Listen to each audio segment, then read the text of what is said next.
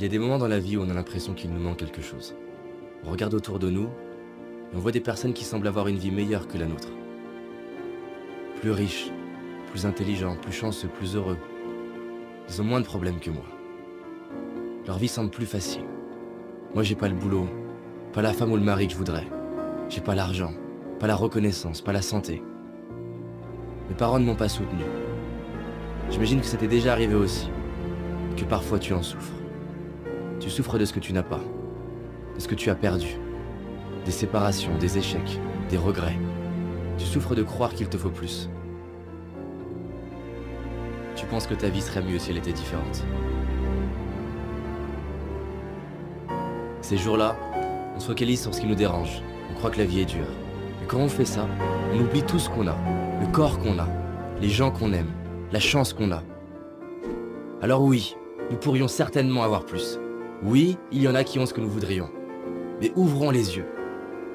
À l'époque, les rois auraient payé des fortunes pour avoir accès à ce qui nous semble banal aujourd'hui. Rien que pour avoir la chance d'accéder à Internet, par exemple. Alors regardons autour de nous. Que ce soit la splendeur de la nature, la beauté d'un regard, les chefs-d'œuvre créés par l'homme. Mon propos n'est pas de te dire que tu dois être heureux. Je nous souhaite simplement de nous rappeler de ce que nous avons déjà dans les moments où on l'oublie. Est-ce que tu savais que lorsque les astronautes vont dans l'espace, ce ne sont pas les autres astres qu'ils regardent, mais notre planète. Ils se retournent vers la Terre. Des larmes coulent sur leur visage. Ils voient l'humanité comme ne formant qu'un. Plus de barrières, ni de frontières. Si je te parle de ça, c'est parce que près de 50 études très sérieuses sont arrivées à la conclusion que la pratique de la gratitude est un des moyens les plus efficaces pour notre bien-être. Tu as certainement déjà remarqué comme on se rend compte de la valeur des choses une fois qu'on ne les a plus. Alors c'est ça la solution?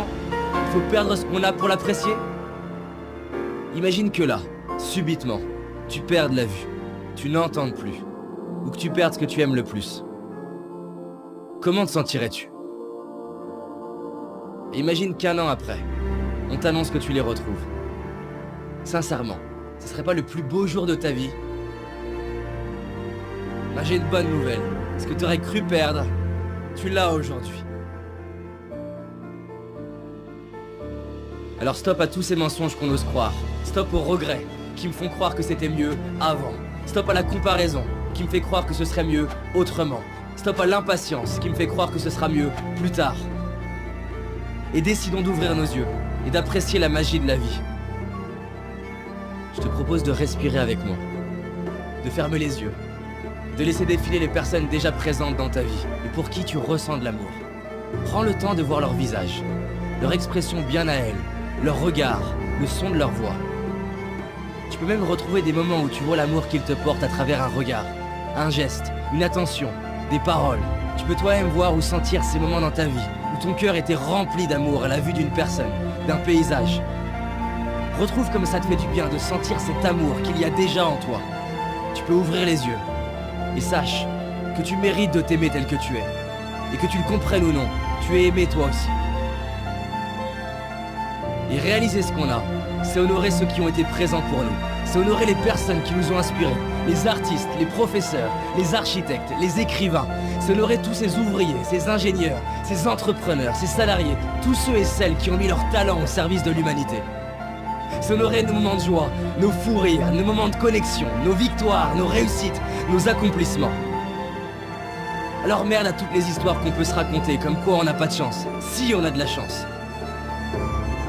Gratitude à mes parents de m'avoir donné la vie, à ma famille, mes amis pour leur présence.